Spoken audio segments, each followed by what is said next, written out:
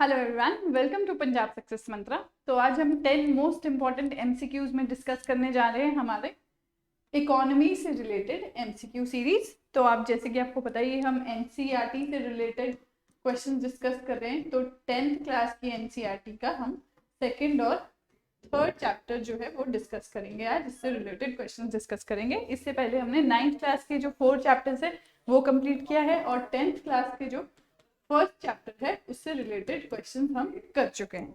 तो आज सेकंड और थर्ड चैप्टर से रिलेटेड क्वेश्चंस डिस्कस करेंगे। तो उससे पहले ये हमारा वीकली शेड्यूल है जो आप देख सकते हैं। सुबह 10:15 बजे आप करंट अफेयर्स देखते हैं, ऐसे ही आप मैथ एंड रीजनिंग की लाइव क्लासेस देखते हैं, प्लस आपका daily current affair issue for PCS शाम को 6 बजे और डेली 10 एमसीक्यू रिविजन सीरीज जो आपकी रात को 9 बजे आप लोग देखते हैं।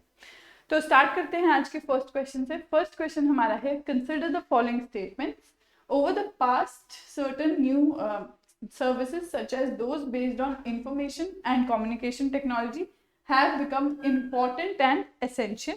Second statement बोल रही है, the development of agriculture and industry leads to the development of services such as transport, trade, storage. Third आपका है, as income level rises certain sections of people start demanding many more services like eating out, tourism, shopping, private hospital, private schools etcetera. तो यहाँ पे आपको बताना है which of the above statement is और are the reason that tertiary sector became so important in India. तो जैसे हमें पता है हमारे 3 सेक्टर्स ऑफ इकोनॉमी है, प्राइमरी सेक्टर, सेकेंडरी सेक्टर और tertiary sector. And over the years आपका टर्शरी सेक्टर जो है, जिसको सर्विस सेक्टर भी कहते हैं, वो आपका बहुत इंपॉर्टेंट हो गया है। आपकी जीडीपी में जो है उसका एक सिग्निफिकेंट पोर्शन है, प्लस आपके काफ़ी लोग इसमें एम्प्लॉयड हैं। तो ये क्यों हुआ है? तो यहाँ पे इनमें से जो आपको 3 स्टेटमेंट्स गिवन है, इनमें से क्या रीजन है टर्शरी सेक्टर के इतने इंपॉर्टेंट होने का, आपको ये बताना है। कोड्स आप लोगों को यहाँ पे गिवन है, आप लोग वीडियो पॉज करके आंसर कर सकते हैं। तो यहाँ पे फर्स्ट स्टेटमेंट है वो बिल्कुल करेक्ट है कि कुछ नई सर्विसेज जो हैं वो एसेंशियल हुई है, जैसे आपकी आईटी से रिलेटेड, कम्युनिकेशन से रिलेटेड, ठीक है, जिसको information technology and communication services भी कहते हैं। जैसे आपके मोबाइल फोन्स हो गया, आपका इंटरनेट हो गया, इंटरनेट बेस्ड सर्विसेज हो गई, तो ये पिछले कुछ टाइम में इंपॉर्टेंट हो गई है। तो ये भी आपका सर्विस में काउंट होता है, टर्शरी सेक्टर में काउंट होता है। बिल्कुल करेक्ट रीजन है। सेकंड है कि आपका एग्रीकल्चर सेक्टर और इंडस्ट्रियल सेक्टर डेवलप हो रहा है, अब उसके लिए भी आपको क्या है, सर्विसेज चाहिए। जैसे आप देखें, अगर एग्रीकल्चर सेक्टर में जो प्रोड्यूस हमारा निकला है, फसल निकली है, उसको ट्रांसपोर्ट करने के लिए, उसको स्टोर करने के लिए भी हमें सर्विसेज चाहिए, ट्रेड के लिए भी सर्विसेज चाहिए। तो इसीलिए प्राइमरी और सेकेंडरी सेक्टर जो है एक फीडबैक मैकेनिज्म प्रोवाइड कर रहा है आपके टर्शरी सेक्टर को। ऐसे ही थर्ड है, जैसे आपके इनकम लेवल राइज होता है तो आपका क्या है, डिस्पोजेबल इनकम ज़्यादा होती है लोगों के पास, तो टूरिज्म को बूस्ट मिलता है, आपका बाहर जो रेस्टोरेंट्स हैं, आपके होटल्स हैं, उनको बूस्ट मिलता है। सरकारी हॉस्पिटल में नहीं, लोग अब प्राइवेट हॉस्पिटल में जाते हैं, आपके प्राइवेट स्कूल्स में पढ़ाते हैं, तो ये सारा क्या है, आपकी सर्विस प्रोवाइड कर रहा है और इससे आपका टर्शरी सेक्टर जो है वो बूस्ट हो रहा है। तो answer for this question is a, 1, 2 and 3, तीनों ही आपके बिल्कुल करेक्ट रीजंस हैं। तो यहाँ पे यही गिवन है कि सेवरल सर्विसेज, जैसे आपके hospital, education institution, post, Telegram services, police station, ठीक है, ये सारी जो सर्विसेज है ये हमें चाहिए रहती हैं और इनको कहा जाता है बेसिक सर्विसेज। तो इसीलिए बाकी जो 3 रीजंस हमने देखे कि एग्रीकल्चर और इंडस्ट्री जो है उसको भी सर्विसेज की जरूरत पड़ती है, इन सेक्टर्स को भी, प्लस आपके जो है इनकम लेवल राइज कर रही है, तो उधर वहाँ पे भी आप जो है एक्स्ट्रा एक्टिविटीज ढूंढते हैं फिर इनकम, डिस्पोजेबल इनकम को स्पेंड करने के लिए। प्लस आपकी जो नई सर्विसेज है, रिसेंटली आपका इंटरनेट जो है, आपकी कम्युनिकेशन सर्विसेज है, ये डेवलप हुई है, तो ये भी आपका टर्शरी सेक्टर में आता है और इसलिए टर्शरी सेक्टर इतना इंपॉर्टेंट हो गया। नेक्स्ट हम देखते हैं क्वेश्चन नंबर 2। बहुत ही इजी क्वेश्चन है, हम अपने पिछले जो सेशन है वहां पे डिस्कस भी कर चुके हैं। डिसगाइज्ड अनएम्प्लॉयमेंट क्या होती है? तो यहाँ पे which of the following are also known as disguised unemployment. तो यहाँ पे इसका जो है दूसरा नाम आपसे पूछा गया है। फर्स्ट है over employment, factory employment, under employment या अनएम्प्लॉयमेंट। तो इसमें से डिसगाइज्ड अनएम्प्लॉयमेंट को क्या कहा जाता है? ठीक है, तो यहाँ पे बेसिकली जो डिसगाइज्ड अनएम्प्लॉयमेंट है, हमने उसकी क्या डेफिनेशन पढ़ी है कि आपको लगता है कि लोग एम्प्लॉयड है बट वो एम्प्लॉयड नहीं होते, और प्रोडक्टिविटी जो बाकी लोगों की है उस सेक्टर में वो कम हो जाती है, अपनी फुल पोटेंशियल पे लोग काम नहीं करते, तो इसे कहते हैं कंडीशन ऑफ अंडर एम्प्लॉयमेंट। तो your answer is C, disguise employment को और क्या कहते हैं, अंडर एम्प्लॉयड। तो अब मोर देन हाफ वर्कर्स जो है हमारी कंट्री में वो प्राइमरी सेक्टर में है, ठीक है। अब ये हमारा अगर हम पाई चार्ट लें तो मोर देन 50% लोग हैं वो आपका प्राइमरी सेक्टर में इन्वॉल्व है समहाउ, लेकिन एग्रीकल्चर का जो जीडीपी में शेयर है वो आपका कितना है, लेस देन 25%।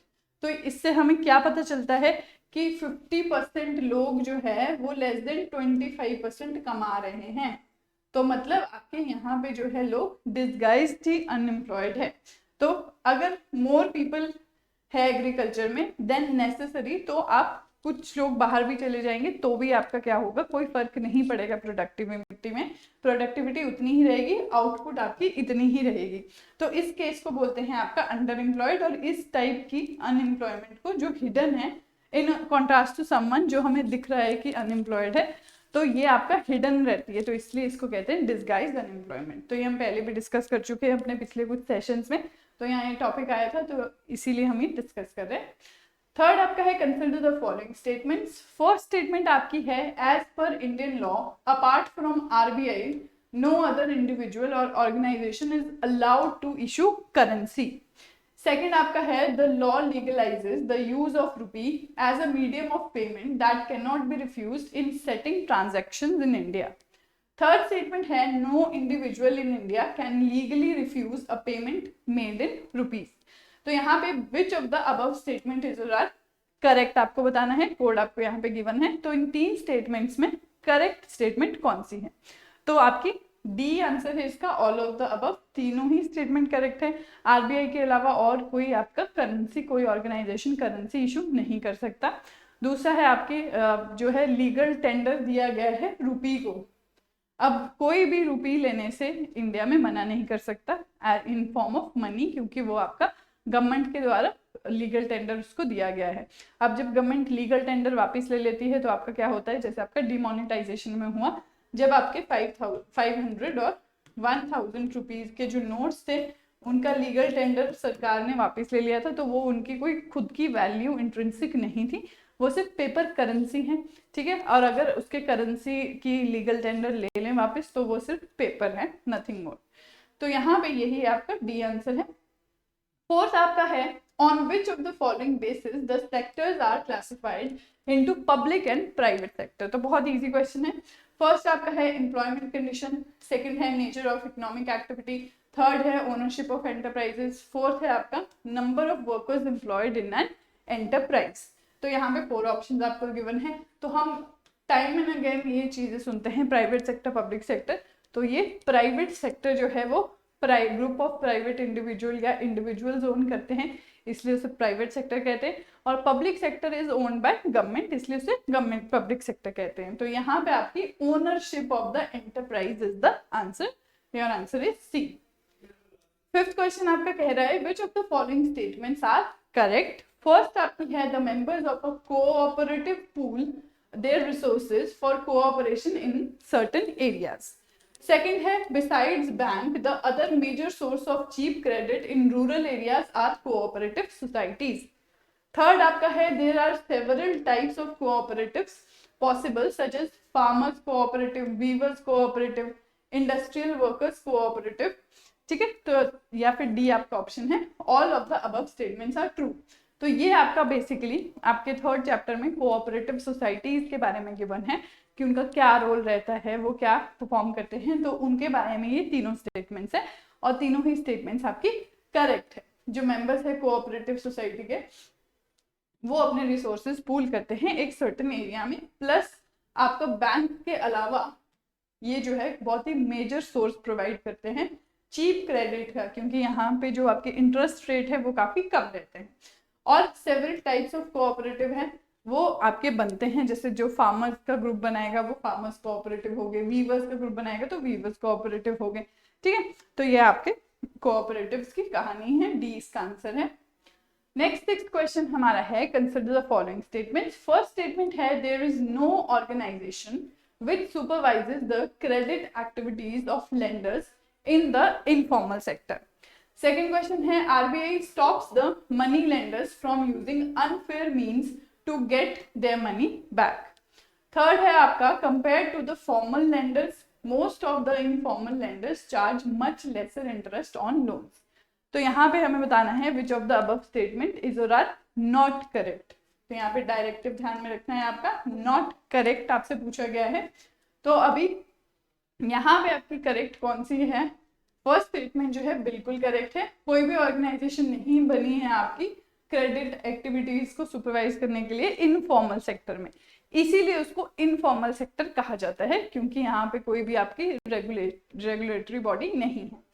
सेकेंड स्टेटमेंट आपकी है, आरबीआई जो है वो रेगुलेट नहीं कर सकता इनफॉर्मल सेक्टर को, इसीलिए वो इनफॉर्मल है, इसीलिए आरबीआई स्टॉप नहीं करता मनी लेंडर। मनी लेंडर क्या है आपके इनफॉर्मल सेक्टर से है, तो उनको unfair means to get their money back. अब जो मनी लेंडर्स है वो आपके कोई फार्मर जो है उसने मान लो आपके लोन लिया है और वापस नहीं कर पा रहा है, तो मनी लेंडर्स जो है बहुत तरीके यूज कर सकते हैं, धमकी दे सकते हैं, मारपीट कर सकते हैं, बट उसमें आरबीआई का कोई रोल नहीं रहता, क्योंकि ये आपके फॉर्मल फाइनेंशियल सिस्टम का पार्ट नहीं है, इनफॉर्मल फाइनेंशियल सिस्टम का पार्ट है, और आरबीआई इसमें का कोई रोल नहीं है। थर्ड आपका है, फॉर्मल लेंडर के कंपैरिजन में इनफॉर्मल लेंडर है वो लेस इंटरेस्ट चार्ज करते हैं। बिल्कुल गलत है। आपको पता है जो मनी लेंडर्स हैं आपके लोकल, वो क्या है, high rate of interest charge करते हैं, और इसीलिए आपके जो फार्मर्स है वो डेब्ट ट्रैप में फंस जाते हैं कि वो अपना मनी वापस नहीं कर पाते, क्योंकि मनी से ज़्यादा उनको इंटरेस्ट रेट की चिंता होती है, वो भी वापस करना होता है। तो ये बिल्कुल गलत स्टेटमेंट है। इन नॉट करेक्ट आपसे पूछा है, तो आपका आंसर है B, 2 and 3 are not correct. तो यहाँ में हम देख रहे हैं कोई ऑर्गेनाइजेशन नहीं है जो सुपरवाइज कर रहा है ये एक्टिविटीज को, और आरबीआई स्टॉप नहीं कर सकता। प्लस फॉर्मल सेक्टर के कंपैरिजन में इनफॉर्मल सेक्टर बहुत high interest on loan charge करता है। नेक्स्ट सेवेंथ आपका क्वेश्चन है, consider the following statements. Your first statement is, in case of India, while there has been a change in the share of 3 sectors in GDP, a similar shift has not taken place in employment. Second आपकी है, the primary sector continues to be the largest employer even now. Third statement कहती है, it is because not enough jobs were created in secondary and tertiary sector. तो यहाँ पे आपको incorrect statement बतानी है कौन सी है। तो फर्स्ट स्टेटमेंट है वो आपके कहना चाह रही है कि आपके 3 sectors of GDP क्या है, आपके प्राइमरी, सेकेंडरी और टर्शरी। अब आपका क्या है, शेयर ऑफ जीडीपी में चेंज आया है, बट आपका एम्प्लॉयमेंट जो है उसमें सिमिलर शिफ्ट नहीं आया है। जैसे हमारी ज़्यादातर जो लोग हैं प्राइमरी सेक्टर में इन्वॉल्व है, पर उसका शेयर ऑफ जीडीपी कम है। टर्शरी सेक्टर में कम लोग इन्वॉल्व है, बट उसका एम्प्लॉयमेंट में शेयर जो है जीडीपी में जो शेयर है वो कम है, ज़्यादा है। तो इसीलिए ये हम कह रहे हैं कि सिमिलर चेंज हमें देखने को नहीं मिला है। बिल्कुल करेक्ट है ये स्टेटमेंट। सेकेंड आपकी है कि प्राइमरी सेक्टर जो है वो अभी भी वहां पे क्या है, बहुत ज्यादा लोग एम्प्लॉयड है, ये भी बिल्कुल करेक्ट है। अब क्यों? क्योंकि वो आपका सेकेंडरी और टर्शरी सेक्टर जो है एब्जॉर्ब नहीं कर पाया प्राइमरी सेक्टर के लोगों को, इनफ जॉब्स क्रिएट नहीं हो पाई, या फिर कह सकते हैं आपकी स्किल्ड जॉब्स के लिए लोग तैयार नहीं कर पाए, इसीलिए आपकी प्राइमरी से सेकेंडरी पे शिफ्ट नहीं हो पाए। तो ये तीनों ही आपका करेक्ट है, इसलिए आपसे इनकरेक्ट पूछा था। Your answer is D, none of the above is incorrect because all 3 statements are correct. तो यहाँ पे हमारी एक्सप्लेनेशन है, तो सेम हमारी स्टेटमेंट्स यहाँ पे भी हैं। अब 8th है आपका, double coincidence of demand means. तो बहुत ईजी क्वेश्चन है ये। First, what a person desires to sell is exactly what the other person wishes to buy. Second आपका है, what a person desires to sell is exactly what the other person also wishes to sell. C आपका है, what a person desires to buy is exactly what the other person also wishes to buy, या फिर none of the above। तो double coincidence of demand जो है, wants जो है, वो हम कहाँ यूज करते हैं, आपका बार्टर सिस्टम के अंदर। तो आपने 3rd चैप्टर जैसे देखा होगा मनी के ऊपर है, तो जब हम मनी डिस्कस करना स्टार्ट करते हैं, तो जब मनी आपका इन्वेंट नहीं हुआ था उससे पहले क्या किया करते थे हम लोग, बार्टर सिस्टम। अब बार्टर सिस्टम की क्या शॉर्टकमिंग्स थी कि वहां पे आपका डबल कोइंसिडेंस ऑफ डिमांड होना बहुत इंपॉर्टेंट था। फॉर एग्जाम्पल मेरे पास वीट है, तो अगर मुझे क्लोथ्स चाहिए तो मैं टेलर के पास जाके वीट दे के क्लोथ ले सकती हूँ। बट अगर टेलर को वीट नहीं चाहिए, वो बोलेगा मेरे पास बहुत ज़्यादा वीट हो चुका है, सबने मुझे वीट दे दिया, अब मुझे वीट नहीं चाहिए, तो अब मुझे राइस चाहिए। तो अब मैं किसी और के पास जाके मुझे पहले ये इंसान ढूंढना होगा जिसके पास राइस है, फिर मैं उससे वीट एक्सचेंज करके राइस लूँगी, फिर राइस मैं आपके कपड़े वाले को दूंगी, फिर मुझे कपड़े मिलेंगे, और अगर नहीं मिला तो मैं नहीं ले सकती। तो ये आपका double coincidence of demand which is the shortcoming of barter system, और इसीलिए आपकी मनी जो है वो इन्वेंट हुई है। तो यहाँ पे क्या है, a person desire to sell exactly what the other person wishes to buy. तो ये आपका आंसर है ए। नेक्स्ट क्वेश्चन आपका है which of the following could lead to a debt trap. First statement आपकी है the high interest rate for borrowing can mean that the amount to be repaid is greater than the income to of the borrower. Second आपकी है higher cost of borrowing means large part of the earnings of the borrower is used to repay the loans. Third statement कह रही है the high interest rate for borrowing can mean that the amount to be repaid is lesser than the income of the borrower, या फिर D both A and B. तो यहाँ पे debt trap के बारे में आपसे पूछा गया है, पीछे भी हमने डिस्कस किया था कि डेट ट्रैप आपका क्या होता है, ठीक है, जो आप मनी लेंडर से मनी लेंड करते हैं बहुत हाई इंटरेस्ट रेट पे, तो उससे ये रिलेटेड है। तो यहाँ पे आपका आंसर है D both A and B are correct about your debt trap. तो नेक्स्ट लास्ट क्वेश्चन आज के लिए है which of the following statements are true.